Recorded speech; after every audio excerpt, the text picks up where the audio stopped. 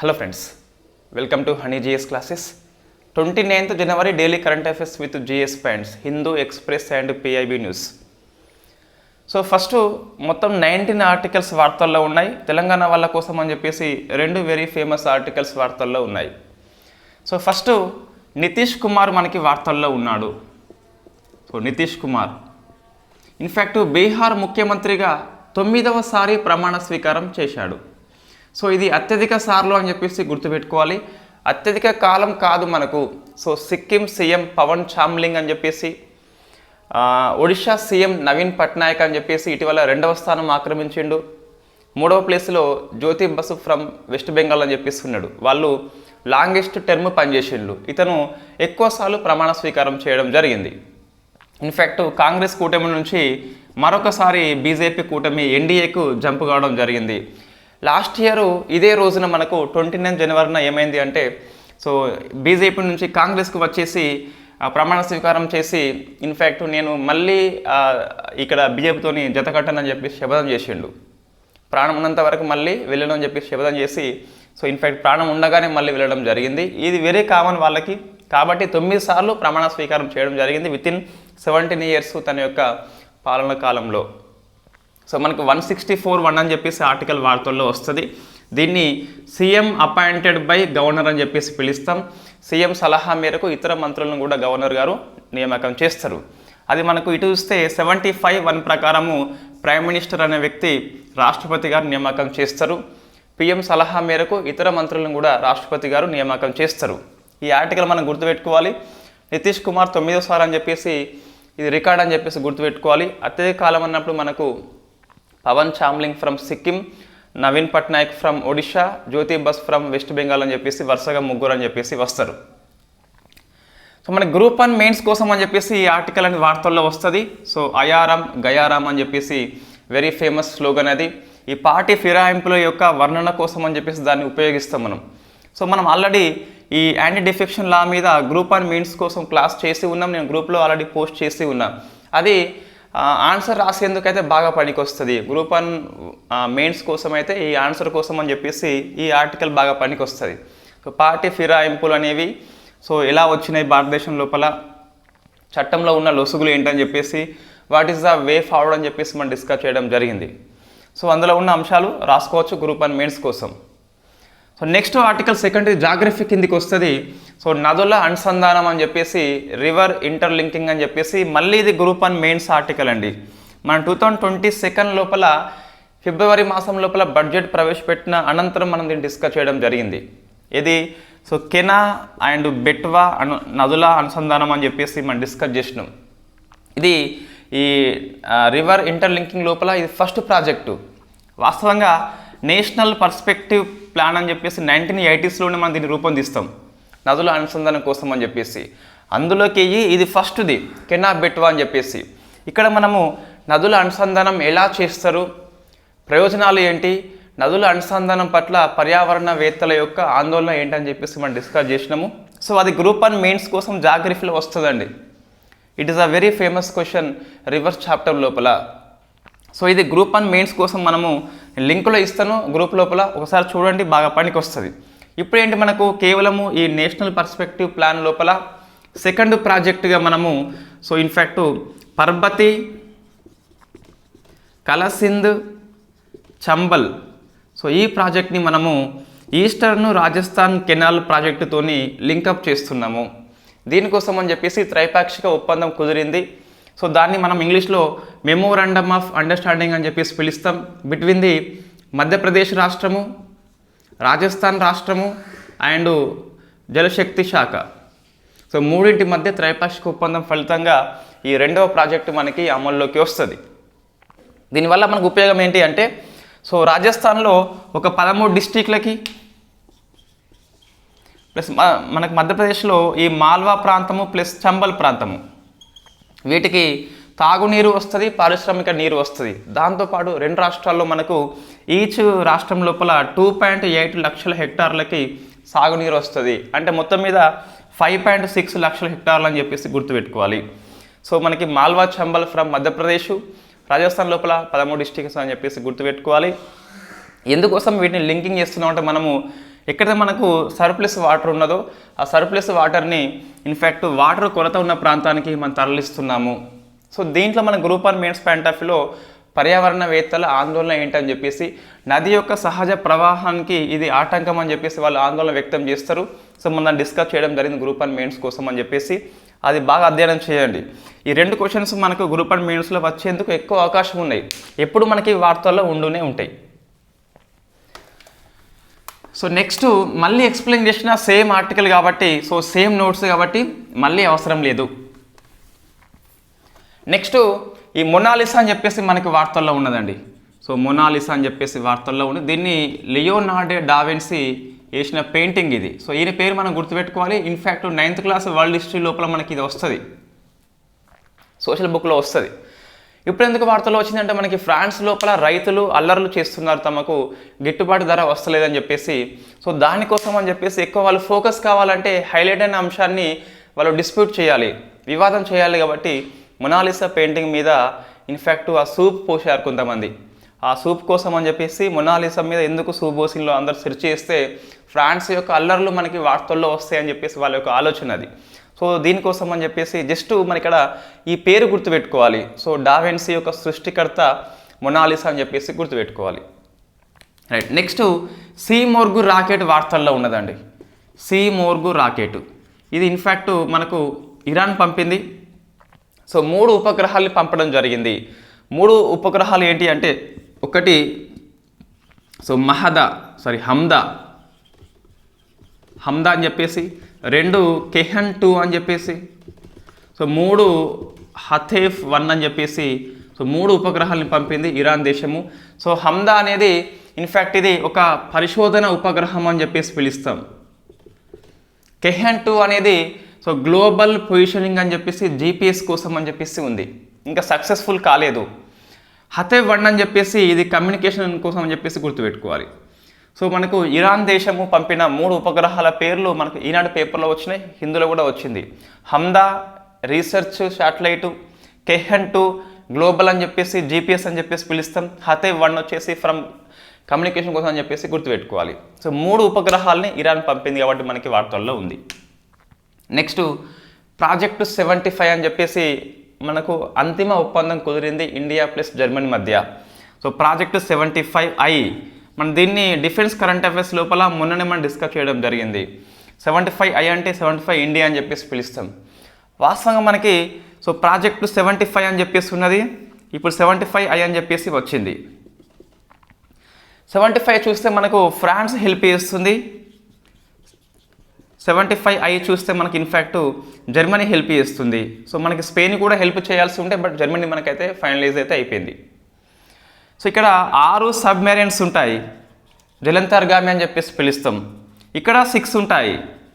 So మనకి in fact Calvary class అని చెప్పేసి, కరంజ్ క్లాస్ అని చెప్పేసి, వేలా అని చెప్పేసి, వాగిర్ అని చెప్పేసి, వాగ్షీర్ అని చెప్పేసి, మనకు కరంజ్ కండేరి అని చెప్పేసి ఉన్నాయి. మొత్తం మీద 6 ఉన్నాయి మనకు. సో ఇక్కడ మనకు 6 ఇంకా మనం పేర్లు పెట్టుకోలేదు. ఇది 75 యొక్క ఫాలో ఆన్ మిషన్ అండి, దీని యొక్క అనుసరణ అని చెప్పేసి పిలుస్తాం. 75 యొక్క అనుసరణ లేదా ఫాలో ఆన్ మిషన్ అంటే దీనికి అడ్వాన్స్డ్ టెక్నాలజీ కలిగి ఉంటుంది. ఇక్కడ కేవలము సాంప్రదాయమైన డీజిల్ ఎలక్ట్రిక్ ఇంజిన్ కలిగి ఉంటే ఇక్కడ ఎయిర్ ఇండిపెండెంట్ ప్రొపల్షన్ కలిగి ఉంటుంది. దీనివల్ల ఉపయోగం ఏంటి అంటే మనకు ఈ సబ్మెరైన్ ఎవ్రీ 48 అవర్స్కి మళ్ళీ మీదికి వస్తుంది ఇంధనం కోసం అని చెప్పేసి. ఇది మాత్రం ఒకసారి లోపలిపోతే 2 వీక్స్ వరకు లోపలనే ఉంటుంది. దీర్ఘకాల యుద్ధాల కోసం అని చెప్పేసి లేదా రీసెర్చ్ కోసం అని చెప్పేసి ఇది బాగా పనికి వస్తుంది. 2 డేస్ ఇది అయితే 2 వీక్స్ అని చెప్పేసి గుర్తుపెట్టుకోవాలి. ఇది సాంప్రదాయ కన్వెన్షనల్ డీజిల్ ఎలక్ట్రిక్ ఇంజిన్ కలిగి ఉంటే ఇది ఎయిర్ ఇండిపెండెంట్ ప్రొపల్షన్ అని చెప్పేసి గుర్తుపెట్టుకోవాలి. సో మనకి ఫ్రాన్స్ జర్మనీ అని చెప్పేసి 2 సబ్మెరైన్సే, బట్ ఇది కొద్దిగా అడ్వాన్స్డ్ అయిన టెక్నాలజీ అని చెప్పేసి పిలుస్తాం. నెక్స్ట్ ఒక జాయింట్ ఎక్సర్సైజ్ మనకి Saudi Arabia plus India very first time conduct చేసుకుంటుండే రాజస్థాన్ లోపల. అది సో సదా లేదా సాదా తాన్సీక్ అని చెప్పేసి పిలుస్తాం. సో తాన్సీక్ ఇది సౌదీ అరేబియా ఉన్న ఇండియా యొక్క first joint military exercise army లోపల. సో ఇంతవరకు మనకు ఆర్మీలో అరేబియాకి మనకి లేదు కాబట్టి ఫస్ట్ది కాబట్టి కొంచెం ఎగ్జామ్ దృష్ట్యా రాసుకోవాలి. ఇన్ఫ్యాక్ట్ రాజస్థాన్లో మనం ఫస్ట్ది కండక్ట్ చేస్తున్నాము. మీరు ఆన్సర్ చేయండి. సౌదీ అరేబియాకి ఇండియాకి మధ్య ఉన్న మారిటైమ్ ఎక్సర్సైజ్ పేరేంటి? నావిక విన్యాసం పేరేంటి? మనం ఇంతకుముందు దీన్ని డిస్కస్ చేసినాం. ఇది వెరీ ఫస్ట్ టైం సాదాత్ ట్రాన్సిక్ between the army India plus Saudi Arabia. ఎక్కడ అంటే రాజస్థాన్లో అని చెప్పేసి గుర్తుపెట్టుకోవాలి. నెక్స్ట్ సైన్స్ అండ్ టెక్నాలజీలో మనకు 2 వ్యాధులు వార్తల్లో ఉన్నాయండి. 2 వ్యాధులు మనకి వార్తల్లో ఉన్నాయి. సో ఫస్ట్ చూస్తే వీవ్ అని చెప్పేసి అర్జెంటీనా ఉరుగ్వే దేశంలో విజృంభణ చేస్తుంది. ఇట్ ఈస్ ఓన్లీ అవుట్ బ్రేకే, ఇట్ ఈస్ నాట్ ఎండమిక్ కాదు, పాండమిక్ కాదు.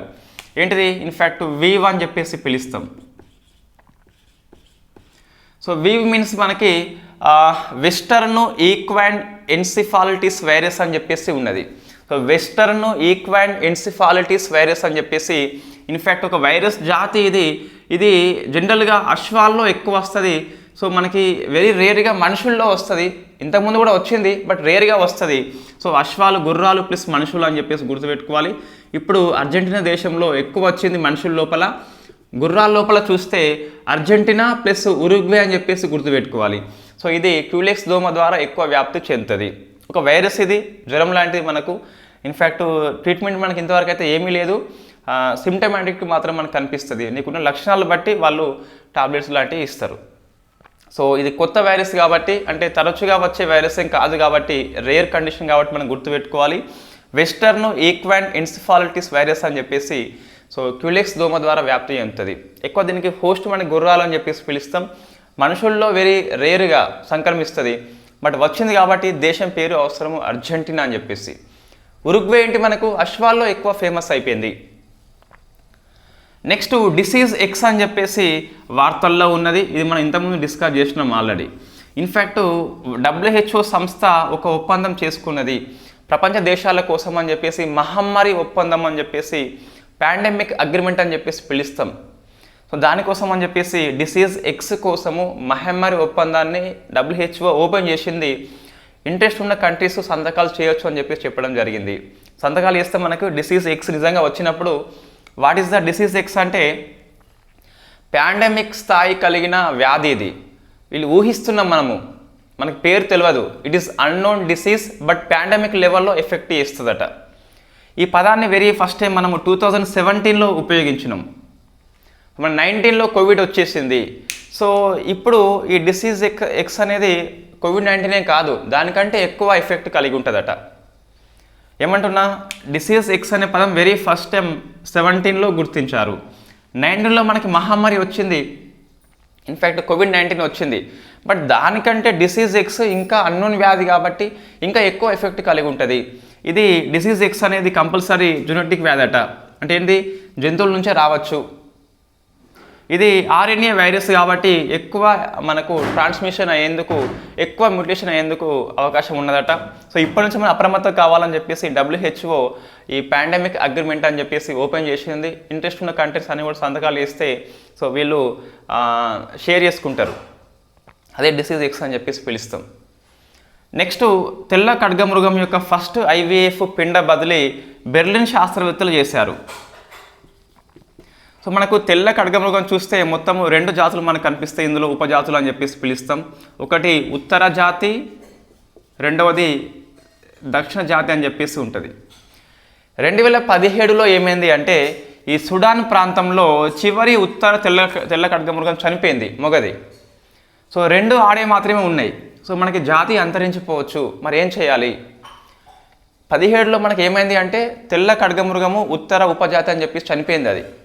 సో 2 మాత్రం మనకి ఆడే ఉన్నాయి. అవి వయసులో ఎక్కువ ఉన్నాయి కాబట్టి అవి ఇన్ఫ్యాక్ట్ గర్భం దాల్చే అవకాశం ఉన్నప్పటికీ ఆ దూడను మోసే శక్తి కలిగి లేవట. సో కాబట్టి ఆ 2 చనిపోతే జాతి ఏమైతే అంతరించిపోతుంది. దానికోసం అని చెప్పేసి వీళ్ళు బెరిన వాళ్ళు ఏం చేయాలంటే జాతి యొక్క మనుగడ కోసం అని చెప్పేసి ఈ తెల్ల ఖడ్గమృగము ఉత్తర ఉపజాతిలో ఉన్న ఒకదాన్ని ఇన్ఫ్యాక్ట్ ఎగ్గు తీసుకున్నారు. ఈ సౌత్ జాతిలో యొక్క ఈ ఉత్తర జాతిలో ఈ చనిపోయినప్పుడు దాని యొక్క స్ప్రెమ్ని స్టోర్ చేసినట్ట. ఆ స్ప్రెమ్ తీసుకొని పిండాన్ని డెవలప్మెంట్ చేసి ఇన్ఫ్యాక్ట్ ఈ పిండం అనేది వీళ్ళు మోసే శక్తి కలిగి లేరు కాబట్టి ఈ పిండాన్ని ఈ సౌత్ జాతి లోపల పెట్టేసిండ్లు. సో దీన్ని IVF యొక్క బదిలీ అని చెప్పేసి పిలుస్తాం. ఈ దక్షిణ జాతి యొక్క ఖడ్గమృగాన్ని మనం సర్వోగేట్ మదర్ అని చెప్పేసి పిలుస్తాం. సో వెరీ ఫస్ట్ టైం తెల్ల ఖడ్గమృగం లోపల ఐవీఎఫ్ బదిలీ అని చెప్పేసి పిలుస్తాం. పిండం అభివృద్ధి మనకు గర్భాశయంలో కాకుండా ఐవీఎఫ్లో జరిగింది కాబట్టి ఐవీఎఫ్ అని చెప్పేసి పిలుస్తాం. ఈ ఐవీఎఫ్ మనం బదిలీ చేయడం జరిగింది కాబట్టి బెర్లిన్ శాస్త్రవేత్తల ప్రయోగం మనకి వార్తల్లో ఉన్నట్టు. ఉత్తర జాతి తెల్ల ఖడ్గమృగం చనిపోకుండా, జాతి అంతరించకుండా మనకు ఈ ప్రక్రియ చేపడుతున్నారు. మొగ చనిపోయింది, 2 ఆడే ఉన్నాయి, వాటికి శక్తి లేదు కాబట్టి వాడి యొక్క అండాలు తీసుకొని మగ స్పెర్మ్ స్టోర్ చేశారు కాబట్టి దాన్ని పిండం చేసి ఐవీఎఫ్ బదిలీ వెరీ ఫస్ట్ టైం కాబట్టి సైన్స్ యొక్క ఆవిష్కరణలో ఇది very very famous. Next laughing గల్ అని చెప్పేసి మనకు ఒక కొత్త పక్షి ఇండియాకి వచ్చింది వెరీ ఫస్ట్ టైం అండి. ఈ లాఫింగ్ గల్ మనకి ఉత్తర అమెరికా ప్రాంతంలో ఎక్కువ ఉంటుంది. లాఫింగ్ అని చెప్పేసి పేరు ఎందుకు వచ్చిందంటే అది పలికితే ఆహాహా అని చెప్పేసి ఒక లాఫింగ్ లాగా వస్తుందట, అందుకే లాఫింగ్ గల్ అని చెప్పేసి పేరు వచ్చింది. వెరీ ఫస్ట్ టైం ఇది వలస వచ్చింది ఇండియాకు కేరళ ప్రాంతంలో. సో మనకు కాసర్గోడ డిస్టిక్ లోపల వచ్చింది. ఇక్కడ చిత్తారి వాగు అని చెప్పేసి ఉంటుంది. ఈ వాగులో వెరీ ఫస్ట్ టైం కనిపించింది కాబట్టి మనం గుర్తుపెట్టుకోవాలి. లాఫింగ్ గల్ యొక్క తొలి ఉనికి భారతదేశం లోపల కేరళ రాష్ట్రము కాసర్గోడ డిస్టిక్ అని చెప్పేసి చిత్తారి వాగు అని చెప్పేసి గుర్తుపెట్టుకోవాలి. సో వెరీ ఫస్ట్ టైం వచ్చింది కాబట్టి ఆ ప్లేస్ మనకి ఇంపార్టెంట్. నెక్స్ట్ ఇంటర్నేషనల్ అఫైర్స్ లోపల ఒక కూటమి నుంచి 3 దేశాలు తప్పుకున్నాయి. సో మన కూటమి చూస్తే economic community of western Asia states అని చెప్పేసి 1975లో లాగోస్ ఒప్పందం ద్వారా ఇవి ఒక 15 దేశాలు కలిపి ఎకనామిక్ కోఆపరేషన్ కోసం అని చెప్పేసి స్థాపించుకున్నాయి. 1975లో మనకు లాగోస్ ఒప్పందం అని చెప్పేసి ఉంటుంది. వెస్టర్న్ ఆఫ్రికా కంట్రీస్ ఇవన్నీ. ఈ 15 లోపలికే 3 బయటకు వెళ్ళిపోయినాయి. సో అవి బూర్కినా ఫాసో, నెక్స్ట్ నైగర్ దేశము అండ్ మాలి దేశము. సో 3 కంట్రీస్ పేరు గుర్తుపెట్టుకోవాలి. కూటమి నుంచి తప్పుకున్నాయి కాబట్టి మనకి వార్తల్లో వస్తే రావచ్చు. దీని యొక్క హెడ్ క్వార్టర్ మనకు నైజీరియా ప్రాంతంలో ఉంటుంది.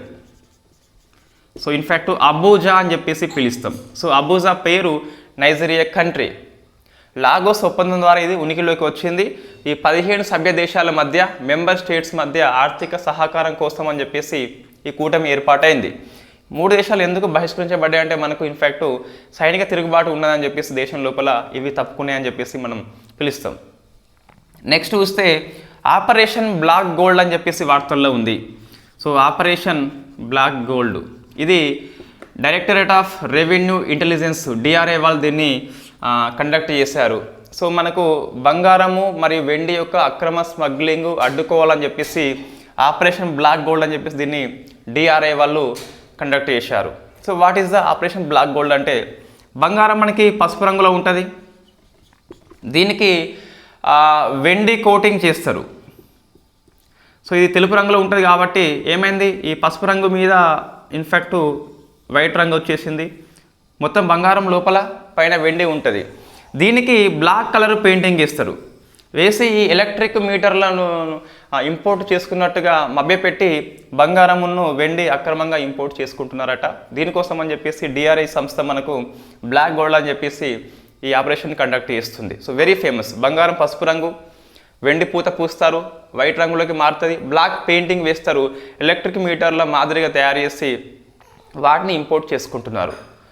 నెక్స్ట్ రాహుల్ నర్వేకర్ కమిటీ అని చెప్పేసి మహారాష్ట్ర అసెంబ్లీ స్పీకర్ వార్తల్లో ఉన్నది. పార్టీ ఫిరాయింపు చట్టం యొక్క సమీక్ష కోసం అని చెప్పేసి గవర్నమెంట్ ఆఫ్ ఇండియా దీన్ని ఏర్పాటు చేయడం జరిగింది. సో వెరీ ఫేమస్ ఆర్టికల్ ఈ డిఫెక్షన్ లా మీద మనకు కమిటీ కాబట్టి రాహుల్ నర్వేకర్ మహారాష్ట్ర యొక్క అసెంబ్లీ స్పీకర్ అని చెప్పేసి గుర్తుపెట్టుకోవాలి. నెక్స్ట్ ఆపరేషన్ సూర్యశక్తి అని చెప్పేసి మనకి వార్తల్లో ఉంది. సో సర్వశక్తి వేరు, జమ్మూ కాశ్మీర్లో అది ఉగ్రవాదుల కోసము. సూర్యశక్తి మనకు ఛత్తీస్గఢ్ ప్రాంతం లోపల ఉన్న మావోయిస్టుల కోసం అని చెప్పేసి గవర్నమెంట్ ఆఫ్ ఇండియా యొక్క ఆపరేషన్. సర్వశక్తి ఆర్మీ, సూర్యశక్తి మావోయిస్ట్ కోసం అని చెప్పేసి గుర్తుపెట్టుకోవాలి. నెక్స్ట్ నిత్యానంద్ మనకి మరణించాడు, వార్తల్లో ఉన్న వ్యక్తి అని చెప్పేసి గుర్తుపెట్టుకోవాలి. ఇతను భారతదేశంలో తొలి ఓరల్ గర్భ నిరోధక మాత్ర మన నోటి ద్వారా వేసుకుంటాము, దాని పేరు సహేలి అని చెప్పేసి పిలుస్తాం. దీని యొక్క రూపకర్త నిత్యానంద్ కాబట్టి వెరీ వెరీ ఫేమస్. 1986లో రాజీవ్ గాంధీ గారు దీన్ని పిఎం ఉన్నప్పుడు దీన్ని స్టార్ట్ చేస్తారు. నెక్స్ట్ మన పిఎం మోడీ వచ్చినప్పుడు 2016లో ఈ సహేలి మాత్రను ఇన్ఫ్యాక్ట్ ఈ జాతీయ కుటుంబ నియంత్రణ పథకం అని చెప్పేసి దానిలో యాడ్ చేస్తారు. సో మనకు 30 ఏళ్ళు అని చెప్పేసి గుర్తుపెట్టుకోవచ్చు. రాజీవ్ గాంధీ ప్లస్ ఇక్కడ మోడీ అని చెప్పేసి గుర్తుపెట్టుకోవచ్చు. నెక్స్ట్ సో జానిన్ సిన్నర్ అని చెప్పేసి ఆస్ట్రేలియా ఓపెన్ గెలుచుకున్న ఇటలీ వ్యక్తి. పురుషుల సింగిల్స్ లోపల అవార్డు వచ్చింది ఫ్రమ్ ఇటలీ. ఇతను రష్యా యొక్క ఆటగాడు మెద్వెదేవ్ మీద గెలుస్తాడు. దిమిత్రి మెద్వెదేవ్ అని చెప్పేసి ఉంటాడు. సో వెరీ ఫేమస్ మనకి సబాలెంకా అని చెప్పేసి బెలారస్ క్రీడాకారిణి, మహిళా సింగిల్స్ గెలుచుకున్నది. డబుల్స్ లోపల చూస్తే మన రోహన్ బోపన్నకి వచ్చింది, very very famous. First rank వచ్చింది, పద్మశ్రీ వచ్చింది, ఆస్ట్రేలియా ఓపెన్ కూడా వచ్చింది. నెక్స్ట్ 69th ఫిల్మ్ఫేర్ అవార్డు నేను ఇవ్వడం జరిగింది. ఇందులో best film 12th fail cinema అని చెప్పేసి ఉంటుంది. బెస్ట్ డైరెక్టర్ వచ్చేసి 12th ఫెయిల్ సినిమా యొక్క డైరెక్టర్ వినోద్ చోప్రా అని చెప్పేస్తున్నాడు. Best hero Ranbir Kapoor from Jantu cinema అని చెప్పేసి ఇటీవల యానిమల్ సినిమా అని చెప్పేసి వచ్చింది. నెక్స్ట్ బెస్ట్ హీరోయిన్ అని చెప్పేసి ఆలియా భట్ ఈ రాకీకా రాణికా ప్రేమ్ కహాని అని చెప్పేసి సంథింగ్ మొత్తం మీద ఏదో ఉన్నది. సో ఆ సినిమాకి అయితే వచ్చింది. సో మనకి సరిపోతుంది. అండ్ ఇది దాదాపు క్వశ్చన్ అయితే రాదు, ఫిల్మ్ఫేర్ అవార్డ్స్ అయితే దాదాపు ఇవ్వరు, బట్ మనకి ఈ పేపర్లో వచ్చింది కాబట్టి మరి చూసుకోవాలి. Next all India preceding officers summit అంటే అందరూ స్పీకర్సు, ఇన్ఫ్యాక్ట్ అసెంబ్లీ స్పీకర్స్ అందరూ కూడా వెళ్తారు. అక్కడ ముంబైలో ఫస్ట్ టైం దీన్ని 84th టైం దీనికి మీటింగ్ మనకు జరిగింది. నెక్స్ట్ ఫోర్బ్స్ లిస్ట్ అని చెప్పేసి కొత్తగా వచ్చింది, ఈ ధనవంతుల జాబితా అని చెప్పేసి. అర్నాల్డ్ బెర్నాల్డ్ అని చెప్పేసి ఫస్ట్ వ్యక్తి అట, సెకండ్ వ్యక్తి ఎలన్ మాస్క్ అని చెప్పేసి, థర్డ్ వ్యక్తి జోసెఫ్ అని చెప్పేసి అమెజాన్ వ్యవస్థాపకుడు. బట్ మనకి ఇటువంటి ఎక్కువ ఫోకస్ చేయొద్దు ఈ ధనవంతుల జాబితా అని చెప్పేసి అటువంటి రావు. బట్ ఇయర్లీ ఒకసారి మనకు వస్తుంది, వార్షిక జాబితాలు వస్తాయి, ఫోర్బ్స్ లోపల వస్తాయి, టైమ్ మ్యాగజైన్ లోపల వస్తుంది. అవి గుర్తుపెట్టుకోవాలి. ఇవి తాపక ప్రతి వారానికి ఓ లిస్ట్ వస్తూనే ఉంటుంది. బ్లూంబర్గ్ అని చెప్పేసి, ఫోర్బ్స్ అని చెప్పేసి, ఇంకేదో అని చెప్పేసి. రైట్. నెక్స్ట్ మనకి తెలంగాణ కోసం అని చెప్పేసి ఒక 2 ఆర్టికల్స్ మనకి వార్తల్లో ఉన్నాయి. సో ఫస్ట్ చూస్తే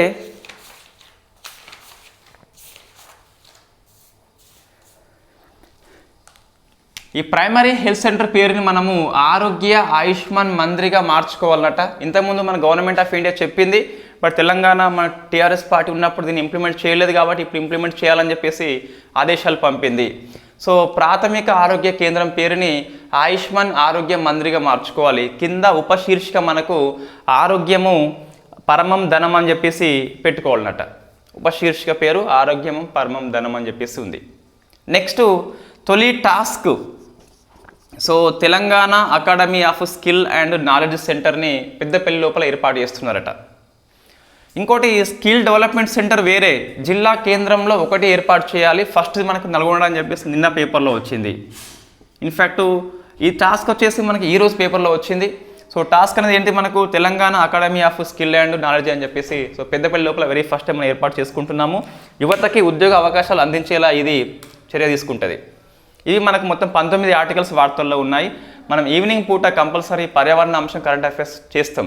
వాస్తవం నిన్న మనం సాయంత్రం హెడ్డింగ్ పెట్టినాము, బట్ మనకి సౌండ్ పొల్యూషన్ ఎక్కువ ఉండే, సో మన టెక్నాలజీ లేదు, సౌండ్ తీసే టెక్నాలజీ మన దగ్గర లేదు. ఈ వీడియో ఎలా రికార్డ్ అయితే అలాగే వస్తుంది కాబట్టి సో డిస్టర్బెన్స్ ఎక్కువ ఉండే కాబట్టి మనం దీన్ని హెడ్డింగ్ అలా పెట్టేసి ఇది మార్నింగ్ క్లాస్ చేసినాం. ఈరోజు ఈవినింగ్ కంపల్సరీగా దీన్ని మనం పూర్తి చేసుకుంటాం. Thank you very much.